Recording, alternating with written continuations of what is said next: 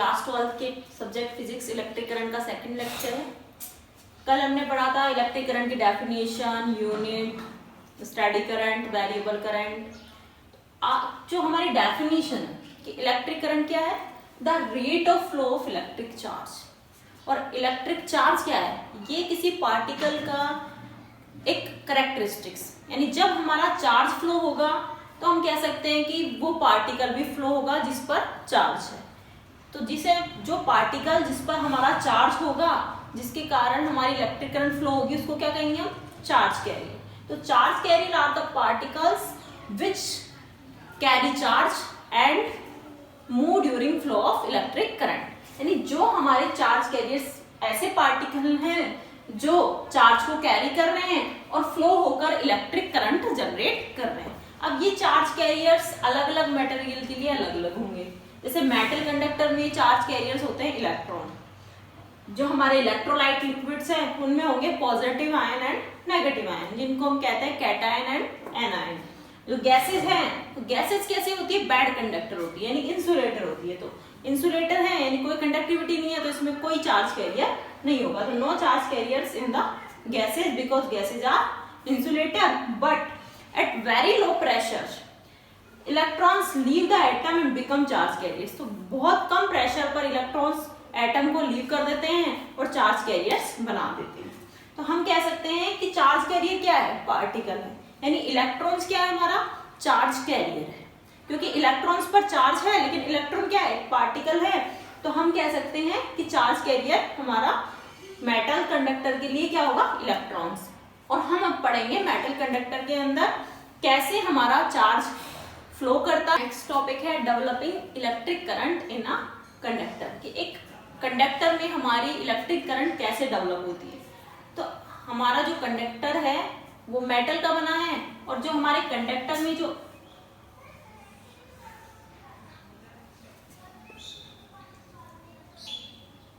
अब कंडक्टर में बहुत सारे एटम होंगे, मैनी नंबर ऑफ एटम्स, और रूम टेम्परेचर पर या हाई टेम्परेचर पर ये एटम्स में से जो इलेक्ट्रॉन हैं वो मूव कर जाते हैं, यानी हमारे एटम को छोड़कर फ्री हो जाते हैं। और ये फ्री इलेक्ट्रॉन फिर मूव करते हैं और फिर हमारे चार्ज कैरियर्स इलेक्ट्रॉन्स मूव करेंगे तो हमारी इलेक्ट्रिक करंट जनरेट होगी।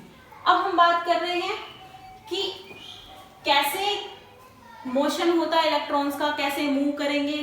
तो देखिए, suppose that this is a conductor material, इसमें बहुत सारे एटम हैं। एटम्स में से एट रूम टेम्परेचर और at high temperature electrons gain energy, move out of orbit, go to inter atomic space. तो हमारे जो इलेक्ट्रॉन्स हैं वो एटम से मूव कर जाते हैं और हमारे कंडक्टर में ही वो फ्री इलेक्ट्रॉन्स मूव करते रहेंगे।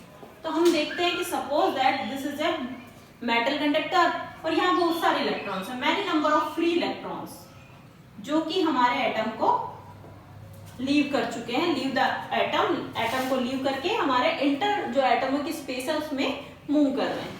तो रैंडमली मूव करते हैं बिकॉज ऑफ, अब इनको एनर्जी कहाँ से मिली, एनर्जी मिली हीट से, क्योंकि हमने देखा एट रूम टेम्परेचर या हाई टेम्परेचर कौन सी एनर्जी मिली, हीट एनर्जी। और ये हीट एनर्जी के कारण हमारे इलेक्ट्रॉन क्या कर रहे हैं, मूव कर रहे हैं बिकॉज ऑफ हीट और टेम्परेचर। ये टेम्परेचर से हीट एनर्जी मिली, हीट एनर्जी से हमारे इलेक्ट्रॉन्स एटम को लीव करके इंटर एटॉमिक स्पेस में फ्लो कर रहे हैं। तो ये रैंडमली फ्लो करते हैं, इनका कोई फिक्स डायरेक्शन नहीं होता, कोई फिक्स स्पीड नहीं होती। तो कोई इलेक्ट्रॉन इस डायरेक्शन में मूव कर गया,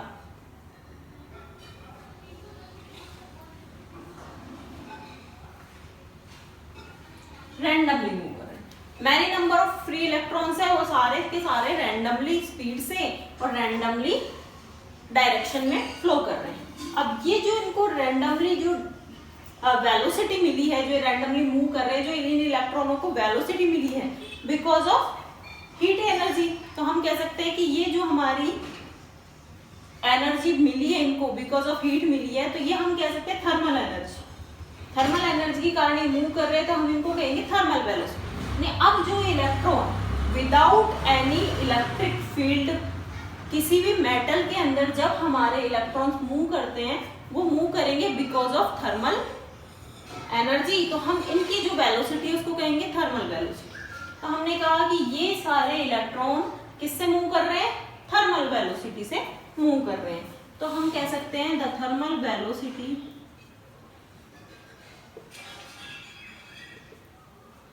ऑफ इलेक्ट्रॉन्स कितनी होगी, अप्रोक्सीमेटली, जिसको हम यू से डिनोट करते हैं 10 to the power 5 metre per second. Electrons की thermal velocity 10 to the power 5 metre per second है, अप्रोक्सीमेटली यानी 10 to the power 4 to 10 to the power 5 metre per second. तो हम इसको डिनोट कर सकते हैं यू से, थर्मल वेलोसिटी को हम किससे डिनोट कर सकते हैं, यू से। तो जब हम कंडक्टर की बात कर रहे हैं, जब कंडक्टर में कोई इलेक्ट्रिक फील्ड नहीं है, एक सिंपल हमने जैसे कॉपर का वायर ले लिया जिसे विदाउट एनी वोल्टेज, यानी कोई बैटरी से कनेक्ट नहीं किया है हमने, कोई उसमें इलेक्ट्रिक फील्ड अप्लाई नहीं किया है, तो उसमें हम देखते हैं कि उसमें भी चार्ज फ्लो कर रहा है बिकॉज ऑफ थर्मल वेलोसिटी। अब चार्ज फ्लो कर रहा है थर्मल वेलोसिटी से, तो हमारी इलेक्ट्रिक करंट जनरेट होनी चाहिए, क्योंकि हमने इलेक्ट्रिक करंट की डेफिनेशन में पढ़ा है कि जब हमारा इलेक्ट्रिक चार्ज फ्लो होगा तो हमारी इलेक्ट्रिक करंट जनरेट होगी। तो हम यहाँ देखेंगे कि यहाँ चार्ज कैरियर्स फ्लो कर रहे हैं, तो यहाँ एक करंट जनरेट होनी चाहिए, लेकिन हम देखते हैं कि करंट जनरेशन जीरो, यानी कोई भी करंट जीरो, कोई भी करंट जनरेट नहीं होती। नेट करंट कितनी आई, अब ये कैसे हुआ कि हमने देखा कि जो हमारा करंट का फॉर्मूला है I=Q/T, यानी टोटल चार्ज, किसी भी हम क्रॉस सेक्शनल एरिया ले लेते हैं, सपोज दैट ये हमने क्रॉस सेक्शनल एरिया लिया, तो हम ये देखेंगे कि इस क्रॉस सेक्शनल एरिया से एक पर्टिकुलर टाइम में जितने हमारे चार्ज फ्लो होंगे, तो वो हमारी जो रेट होगी चार्ज फ्लो होने की, वो क्या होगी, हमारी इलेक्ट्रिक करंट। तो अब हम देखते हैं कि इस पर्टिकुलर एरिया से कितना चार्ज हमारा फ्लो होगा। तो हम देख रहे हैं कि कोई इलेक्ट्रॉन्स इधर, ये इलेक्ट्रॉन सपोज दैट इस डायरेक्शन में फ्लो हुआ, तो सेम उस डायरेक्शन में एक अदर इलेक्ट्रॉन रिटर्न हो गए। यानी हम बात करें टोटल नेट चार्ज की, तो नेट चार्ज किसी क्रॉस सेक्शनल एरिया से फ्लो हो रहा है तो वो जीरो। यानी हम बात करें वेलोसिटी की, तो वेलोसिटी क्या होगी इलेक्ट्रॉन की, जीरो। इलेक्ट्रॉन इधर गया, इलेक्ट्रॉन रिटर्न हो गया। तो जो टोटल नेट वेलोसिटी है, यानी जिसकी हम बात करें एवरेज थर्मल वेलोसिटी, वो क्या हो रही है हमारी, जीरो। तो विदाउट एनी इलेक्ट्रिक फील्ड हम बात कर रहे हैं थर्मल वेलोसिटी के एवरेज की, तो वो कितनी आ रही है हमारी, जीरो। यानी हम ये कह सकते हैं कि इस इलेक्ट्रॉन की वेलोसिटी u1, इसकी u2, u3 सब रैंडमली वेलोसिटी से मूव कर रहे हैं, किसी की कोई फिक्स डायरेक्शन नहीं है, फिक्स वेलोसिटी नहीं है, तो सब रैंडमली डायरेक्शन में रैंडमली वेलोसिटी से मूव कर रहे हैं। तो जब हम इसका एवरेज निकालते हैं वो कितना आएगा, जीरो। हम कह सकते हैं u average equals to u1 plus u2 plus u3 and so on equals to upon is equals to zero. इनका एवरेज कितना है, जीरो। तो यानी फ्लो करंट नहीं होगा, या करंट का फ्लो नहीं होगा, क्योंकि कोई पर्टिकुलर हमें वेलोसिटी नहीं मिल रही है, यानी पर्टिकुलरली हम कोई क्रॉस सेक्शनल एरिया ले रहे हैं, तो वहां से हमें कोई नेट चार्ज फ्लो होता हुआ नहीं दिख रहा है। यहाँ चार्ज इस डायरेक्शन में फ्लो हुआ, सेम अदर इलेक्ट्रॉन इसी डायरेक्शन से इधर आ गया, यानी वेलोसिटी इसकी कितनी होगी, जीरो। ये इलेक्ट्रॉन यहाँ आ गया, फिर ये इलेक्ट्रॉन वापस मूव करके अपोजिट डायरेक्शन में आ गया, ये इधर गया, इधर गया। तो हम देखेंगे किसी भी क्रॉस सेक्शनल एरिया अगर हम किसी कंडक्टर में लेंगे, तो उसमें से पासेज होने वाले चार्जेस कितना, नेट चार्ज कितना होगा, जीरो होगा। हम देखेंगे उसमें करंट कितनी फ्लो होगी, जीरो। हम कहेंगे कि विदाउट एनी इलेक्ट्रिक फील्ड हमारी करंट कितनी आ रही है, जीरो आ रही है, यानी कोई करंट इसमें से फ्लो नहीं हो रही है। तो हम सिंपल सा अगर कॉपर का या आयरन का कोई भी मेटल लेंगे, तो अगर उसमें इलेक्ट्रिक फील्ड अप्लाई नहीं करते तो हमें उसमें कोई करंट फील नहीं होगी, यानी उसमें से करंट फ्लो नहीं हो रही है, यानी उसमें कोई चार्ज कैरियर फ्लो नहीं हो रहे हैं। जबकि चार्ज कैरियर फ्लो होते हैं, बट हम कहेंगे कि रैंडमली फ्लो होंगे, रैंडमली डायरेक्शन में फ्लो होंगे, कोई नेट उनकी वेलोसिटी नहीं होगी, जो एवरेज वेलोसिटी जीरो होगी, इसलिए हमको कोई इलेक्ट्रिसिटी वहां पे नहीं मिलेगी। Note down. हम बात करेंगे ड्रिफ्ट वेलोसिटी। ये ड्रिफ्ट वेलोसिटी क्या है? तो जब हम बात करते हैं मेटल कंडक्टर की, ये हमारा कोई मेटल कंडक्टर है। इस मेटल कंडक्टर में यदि हमने कोई इलेक्ट्रिक फील्ड अप्लाई नहीं किया है, कोई इलेक्ट्रिक फील्ड अप्लाई नहीं किया है, विदाउट एनी इलेक्ट्रिक फील्ड, जब ये हमारा आइसोलेटेड है कंडक्टर, तो हमने देखा अभी कि ड्यू टू थर्मल वेलोसिटी कोई इलेक्ट्रिक करंट जनरेट नहीं होती है, क्योंकि सारे इलेक्ट्रॉन फ्री इलेक्ट्रॉन हैं वो रैंडमली मूव करते हैं। तो many numbers of free electrons है, रैंडमली मूव करेंगे तो हम उसकी एवरेज वेलोसिटी को 0 ले लेते हैं।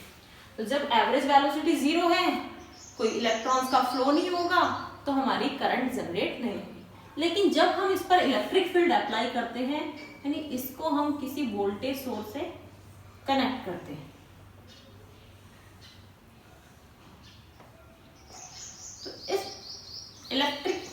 तो इस बैटरी के कारण यहाँ पर एक इलेक्ट्रिक फील्ड अप्लाई होगा जिसकी डायरेक्शन होगी पॉजिटिव टू नेगेटिव। तो हम देखेंगे जो हमारे फ्री इलेक्ट्रॉन्स हैं जो पहले रैंडमली मूव कर रहे थे,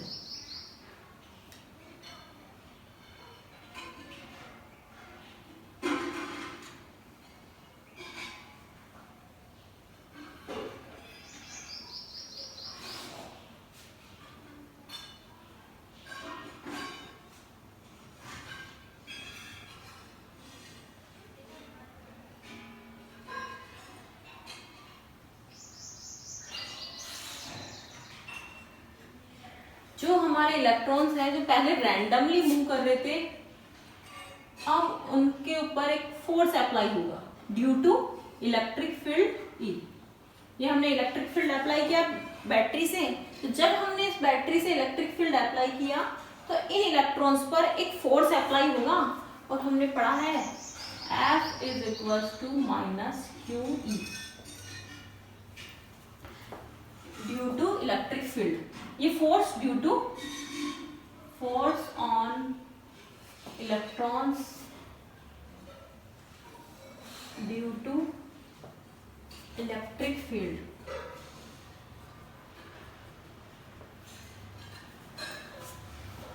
तो ये force due to electric field apply होगा in the direction, in the opposite direction of electric field, यानी ये फोर्स इलेक्ट्रिक फील्ड की अपोजिट डायरेक्शन में फ्लो होगा। इलेक्ट्रिक फील्ड की डायरेक्शन हमारी suppose that here A and B, electric field की direction A to be है, तो हमारा जो फोर्स है वो इलेक्ट्रॉन्स पर किधर लगेगा, बी टू ए।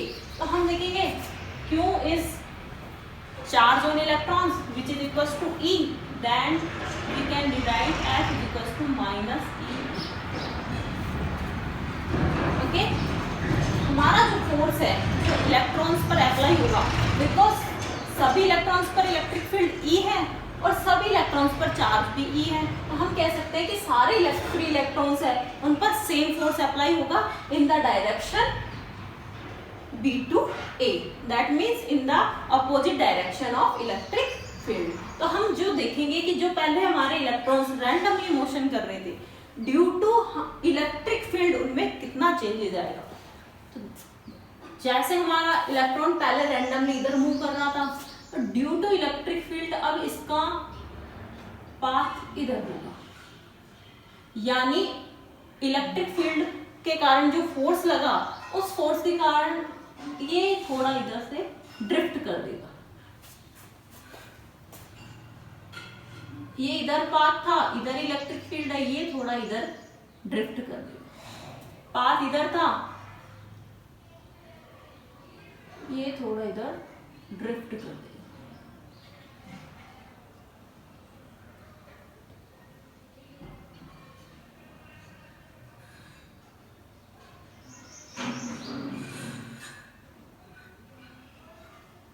तो हमने देखा कि ड्यू टू इलेक्ट्रिक फील्ड जो फोर्स हमारे इलेक्ट्रॉन्स पर लगा है, उस फोर्स के कारण इलेक्ट्रॉन्स की वेलोसिटी में कुछ ड्रिफ्ट हो गया, यानी इलेक्ट्रॉन अपने पहले वाली जो रैंडम अपना मोशन कर रहे थे उससे हल्का सा ड्रिफ्ट हो गए इन the direction of B to A। Direction same है सबकी B to A। Suppose that ये कोई इलेक्ट्रॉन है हमारा, ये यहां मूव कर रहा था पहले, बिकॉज टू इलेक्ट्रिक फील्ड। अब इसका यहाँ ड्रिफ्ट हो गया, अब इसका मोशन इस तरह से हो गया। तो जितने भी इलेक्ट्रॉन्स है, many number of free electrons है, वो सब थोड़ा थोड़ा अपने जो पहले विदाउट इलेक्ट्रिक फील्ड जो उनका मोशन था उससे थोड़ा सा ड्रिफ्ट करेंगे, किधर? Opposite direction of electric field. यानी हम कहेंगे कि ये थोड़ा सा ड्रिफ्ट करेंगे B to A। ये फोर्स लग रहा है इलेक्ट्रिक फील्ड के कारण। अब हम देखेंगे कि ये जो थोड़ा ड्रिफ्ट करते हैं, ये सारे इलेक्ट्रॉन जो थोड़ा थोड़ा ड्रिफ्ट करते हैं, तो हम ये देखेंगे कि ये जो वेलोसिटी मिली है हमको, यही हमारी ड्रिफ्ट वेलोसिटी कहलाती है। ड्रिफ्ट वेलोसिटी क्या है? Let again explain. When electric field is applied across a conductor, यहाँ इलेक्ट्रिक फील्ड अप्लाई हुआ है हमारा across the conductor, तो ये प्लेट हमारी पॉजिटिव, ये हमारी नेगेटिव। यहाँ पॉजिटिव आ गया हाई पोटेंशियल, या नेगेटिव लो पोटेंशियल। तो जब हमने इलेक्ट्रिक फील्ड अप्लाई किया तो हमारे इलेक्ट्रॉन्स पर एक फोर्स एक्सपीरियंस होता है due to electric field in the opposite direction of electric field. तो ये जो हमारे इलेक्ट्रॉन्स हैं वो थर्मल वेलोसिटी से मूव करते हुए इन the opposite direction of electric field थोड़ा सा ड्रिफ्ट हो जाते हैं। तो ये जो फिनोमिना है वो ड्रिफ्टिंग कहलाता है, और जो वेलोसिटी है, जिस वेलोसिटी से ड्रिफ्ट हुए हैं, ये इनकी ड्रिफ्ट वेलोसिटी कहलाती है। और ये ड्रिफ्ट वेलोसिटी हमारे इलेक्ट्रिक करंट के लिए रेस्पॉन्सिबल होती है। यानी जो हमारी इलेक्ट्रिक करंट अब जनरेट हुई है वो हुई है हमारी ड्रिफ्ट वेलोसिटी के कारण। अब हम जब इसमें कोई क्रॉस सेक्शनल एरिया लेके हम ये देखें कि इसमें कितना चार्ज फ्लो हो रहा है, तो हमें देखेंगे मैनी नंबर्स ऑफ इलेक्ट्रॉन्स हमें B to A मूव करते हुए दिखेंगे। तो यानी हम देखेंगे कि हमें बहुत कम होती है ये ड्रिफ्ट वेलोसिटी, लगभग 10⁻⁻⁴ मीटर पर सेकेंड। लेकिन हम ये देखते हैं कि इतनी वेलोसिटी कम होते हुए भी एक क्रॉस सेक्शनल एरिया से many number of free electrons हमें B to A मूव करते हुए दिखेंगे। तो हम कह सकते हैं कि हमें इलेक्ट्रिक करंट मिल जाएगी, बिकॉज हमें चार्ज का यहाँ पर फ्लो दिख रहा है, यहाँ चार्ज फ्लो हो रहा है, इसलिए हमारे यहाँ पर इलेक्ट्रिक करंट जनरेट हो जाती है। तो हम लिख सकते हैं drift velocity is responsible for electric current। ये रेस्पॉन्सिबल होती है इलेक्ट्रिक करंट के लिए बिकॉज ये कैंसिल नहीं होती। जैसे हमारी थर्मल वेलोसिटी थी वो हमारी कैंसिल आउट हो जाती थी, लेकिन ड्रिफ्ट वेलोसिटी कैंसिल नहीं होगी क्योंकि रिजल्टेंट हमको एक फ्लो दिख रहा है एक फिक्स डायरेक्शन में due to electric field.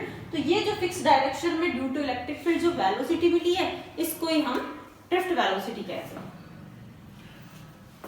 Drift velocity के लिए एक्सप्रेशन डिराइव करेंगे। तो हमने देखा कि हम ड्रिफ्ट वेलोसिटी क्या थी, जब हमने किसी कंडक्टर पर इलेक्ट्रिक फील्ड अप्लाई किया तो ड्यू टू इलेक्ट्रिक फील्ड एक फोर्स अप्लाई हुआ opposite to direction of electric field, और इस फोर्स से हमारे जो इलेक्ट्रॉन्स हैं वो उनको एक फिक्स डायरेक्शन मिली मूव करने को, और सारे जो बहुत सारे नंबर ऑफ इलेक्ट्रॉन्स हैं वो एक डायरेक्शन में मूव करेंगे तो हमारे को इलेक्ट्रिक करंट मिल जाएगी। हम ये देख रहे हैं कि हमारे जो फोर्स लग रहा है, force on electron due to electric field, वो कितना है, F = -E, जो कि सारे इलेक्ट्रॉन्स पर सेम है। तो if the mass of electron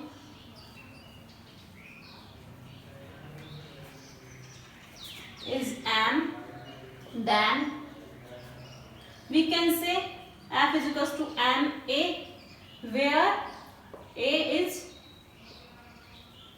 acceleration.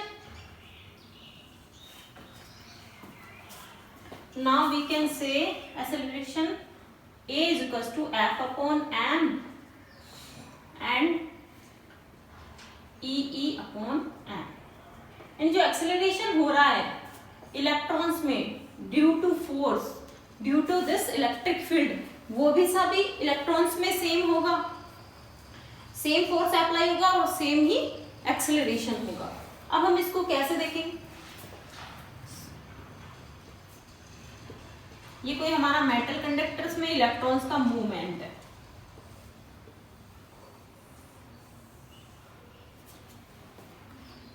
Randomly move कर रहे हैं।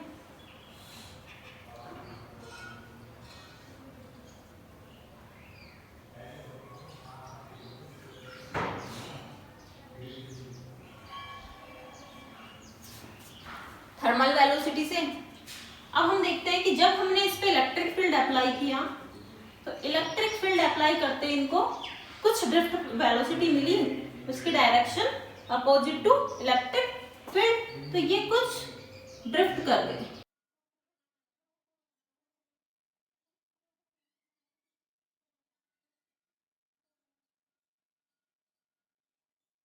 हमने देखा कि ये सभी जो फ्री इलेक्ट्रॉन्स हैं उनको एक डायरेक्शन मिल गई और इस डायरेक्शन को हमने कहा अपोजिट टू इलेक्ट्रिक फील्ड, इन पर एक फोर्स अप्लाई हुआ which is equal to F is equal to minus E, और उन पर सब पर एक एक्सेलरेशन लगा हुआ है, वो है A is equal to minus E upon m।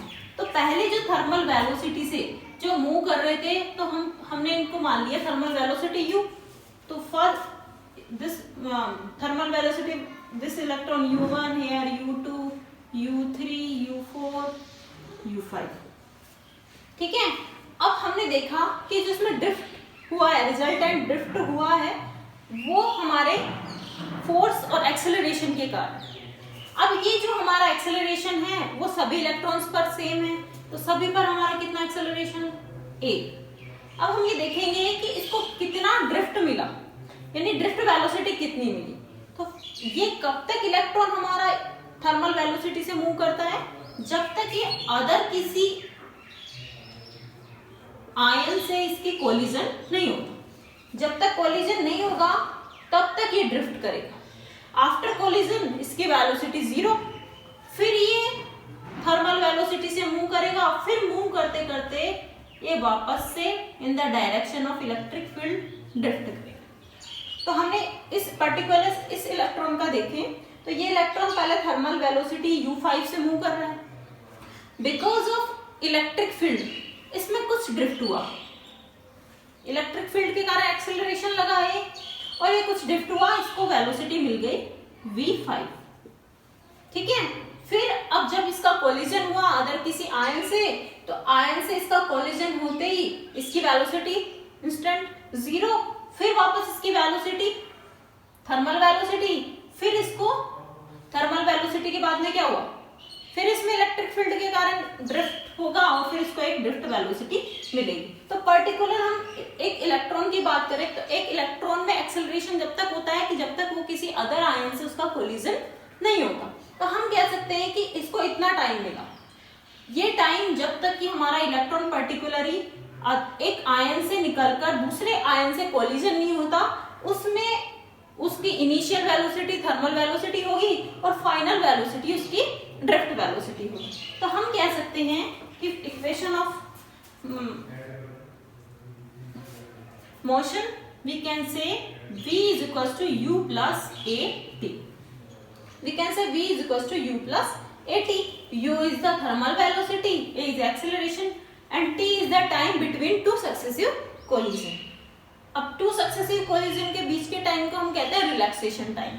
तो फर्स्ट ऑफ ऑल ये समझने से पहले हम रिलैक्सेशन टाइम को डिफाइन कर ले। रिलैक्सेशन टाइम है, रिलैक्सेशन टाइम जिसको हम टॉ से डिनोट करते हैं, ये है time period for electron elapse between two consecutive collision या टू सक्सेसिव कोलिजन। ये टू सक्सेसिव कोलिजन के बीच का जो टाइम पीरियड है उसको क्या कहेंगे हम, रिलैक्सेशन टाइम। इसको हम टॉ से डिनोट करते हैं। अगर हम एवरेज लें कि सपोज दैट इसको tau 1, here tau 2, here tau 3, here tau 4, here tau 5, tau 6, then we can say the average relaxation time is equals to tau 1 plus tau 2 plus tau 3 so on upon n.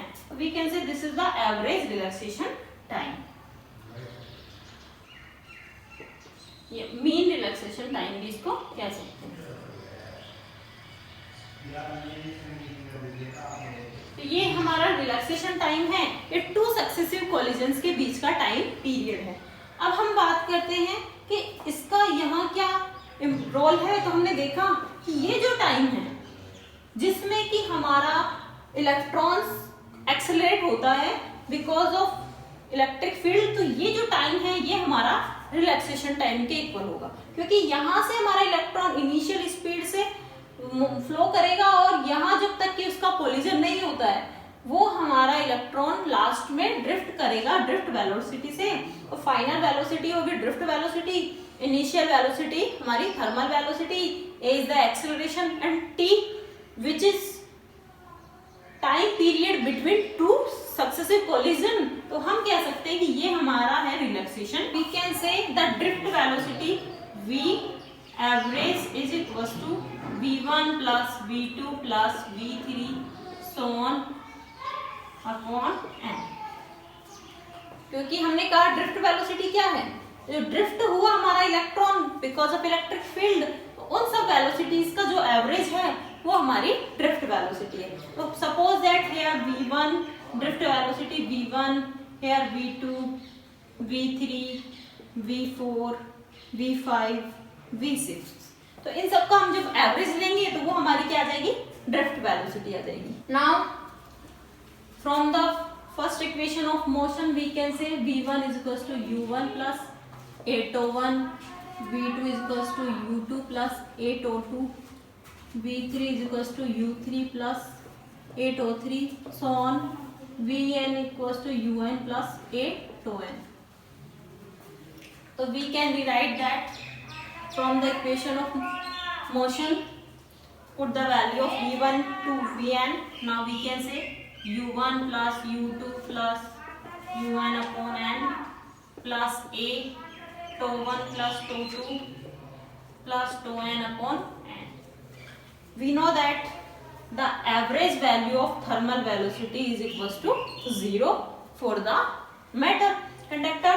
Metal conductor में जो electrons हैं उनकी average velocity कौन सी, average thermal velocity 0 है, क्योंकि हमने देखा था कि जब कोई इलेक्ट्रिक फील्ड नहीं था तो नेट वेलोसिटी क्या थी हमारी 0, that mean this is 0 here a, this is the mean relaxation time to average which is equals to v average. Now we can say that v average is the drift velocity of the electron. Now v average is equals to 8 to average. Put the value of a, we know that minus e upon m to average, here v average.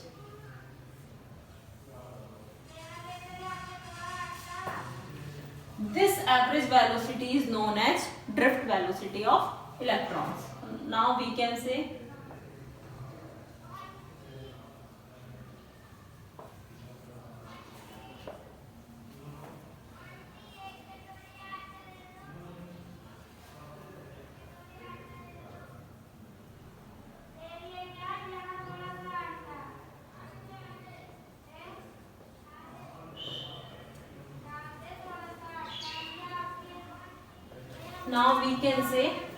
Drift velocity को हम vd से denote करते हैं, vd is equals to minus E M tau average.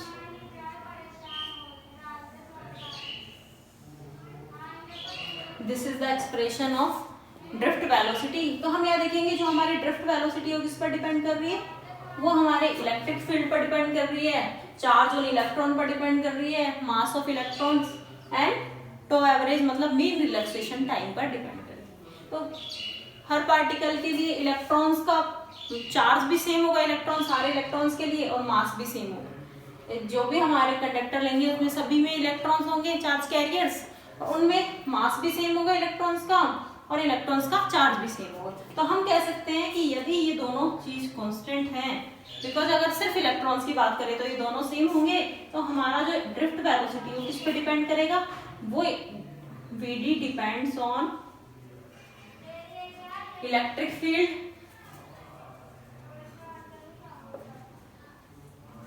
E and mean relaxation time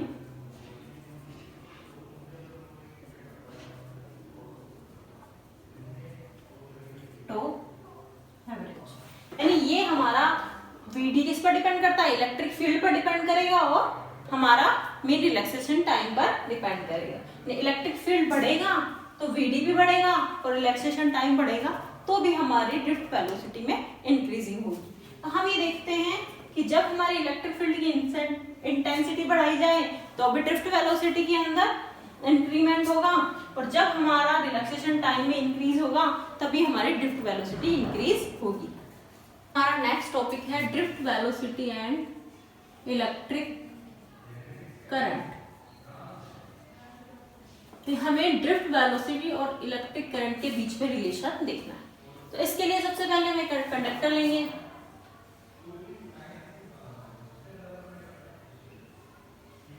ये conductor ले लिया, तो इस कंडक्टर का सपोज दैट लेंथ हमारी हो गई L, और जो क्रॉस सेक्शनल एरिया है ये हो गया हमारा A।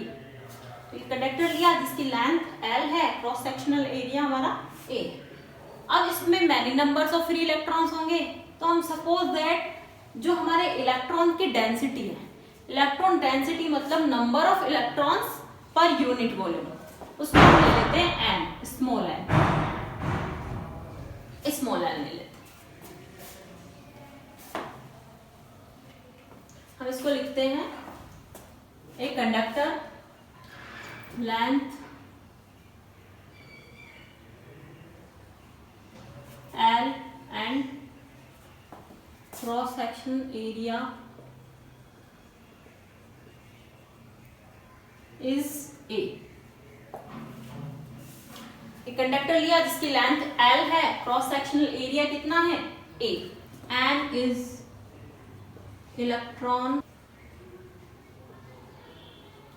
Per unit volume. Electron density का मीन्स है number of electrons per unit volume. तो हम कहेंगे कि जो हमारे n नंबर्स इलेक्ट्रॉन हैं वो यूनिट वॉल्यूम में, तो total number of electrons in this conductor कितने होंगे, हम लिख सकते हैं total number of electrons is equal to, इसका वॉल्यूम कितना होगा टोटल A इंटू L, और यूनिट वॉल्यूम में इलेक्ट्रॉन्स का नंबर है हमारा n, तो टोटल नंबर ऑफ इलेक्ट्रॉन्स हो जाएगा NaL। अब ये हमारे total number of electrons in this conductor,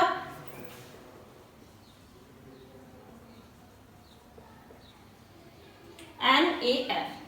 We know that the charge on electrons is E minus E, so we can say total charge due to electrons, total number of electrons NaN, तो total charge कितना हो जाएगा minus NaL minus E, हम लिख सकते हैं minus NaLE।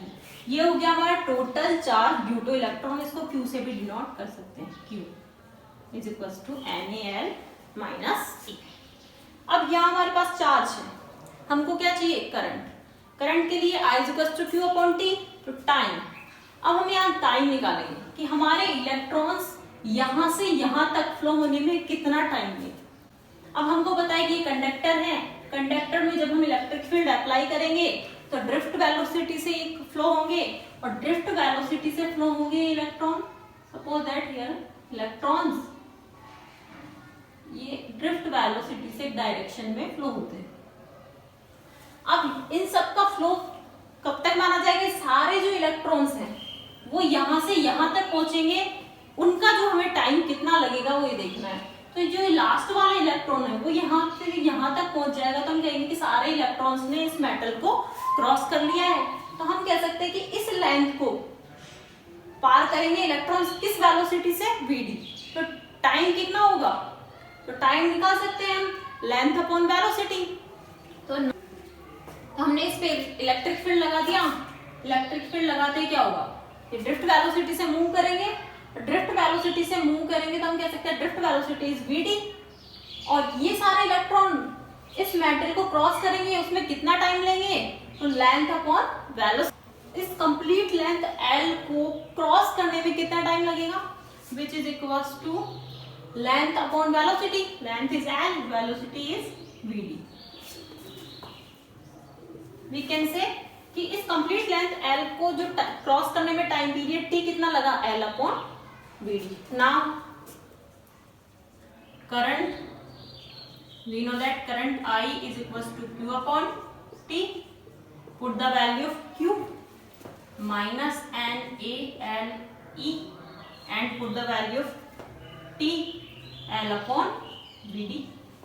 Now we can say here electric current I is equals to minus NaE Vd. यानी हम कहेंगे जिस इलेक्ट्रॉन्स के लिए जिस डायरेक्शन में हमारे इलेक्ट्रॉन्स ड्रिफ्ट वेलोसिटी मिली है, जिस डायरेक्शन में हमारे इलेक्ट्रॉन्स को वेलोसिटी मिली है, कौन से ड्रिफ्ट वेलोसिटी, उसके अपोज डायरेक्शन में हमारी इलेक्ट्रिक करंट फ्लो होगी फॉर द इलेक्ट्रॉन्स। इलेक्ट्रॉन की बात करें, इलेक्ट्रॉन जिस डायरेक्शन में ड्रिफ्ट होंगे उसके अपोजिट डायरेक्शन में हमारी इलेक्ट्रिक करंट फ्लो होगी। तो हम कह सकते हैं कि इलेक्ट्रिक करंट और ड्रिफ्ट वेलोसिटी एक दूसरे के अपोजिट डायरेक्शन में होंगी। जब किसके लिए, फॉर द इलेक्ट्रॉन्स। अगर इलेक्ट्रॉन्स नहीं है, कोई पॉजिटिव होगा हमारा आयन, तो पॉजिटिव आयन के लिए क्या होगा, this is plus, that means जिस डायरेक्शन में हमारा पॉजिटिव आयन फ्लो होगा उसी डायरेक्शन में हमारा करंट फ्लो होगी। यानी जिस डायरेक्शन में हमारी पॉजिटिव आयन की ड्रिफ्ट वेलोसिटी होगी उसी डायरेक्शन में हमारी करंट फ्लो होगी। तो हम लिख सकते हैं magnitude of current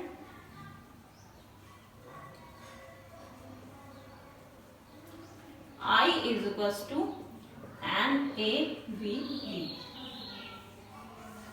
So this is only for negative ion like that electrons. और पॉजिटिव आयन होगा तो हमारे यहाँ प्लस हो जाएगा। हम कह सकते हैं पॉजिटिव आयन के लिए भी हमारा करंट क्या होगा, I is equals to NaEVd।